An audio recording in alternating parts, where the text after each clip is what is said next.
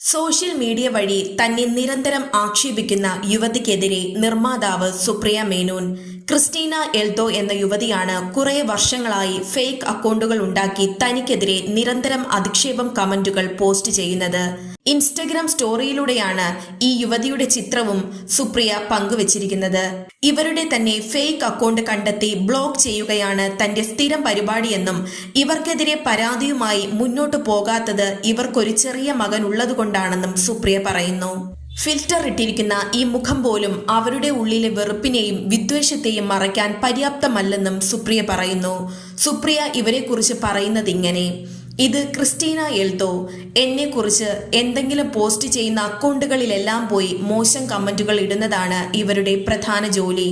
ഇവർക്ക് ഒരുപാട് വ്യാജ അക്കൗണ്ടുകൾ ഉണ്ട്. അതുവഴി പോസ്റ്റുകൾ ഇടുകയും ഞാൻ അവരെ കണ്ടെത്തി ബ്ലോക്ക് ചെയ്യുകയും ചെയ്യാറുണ്ട്.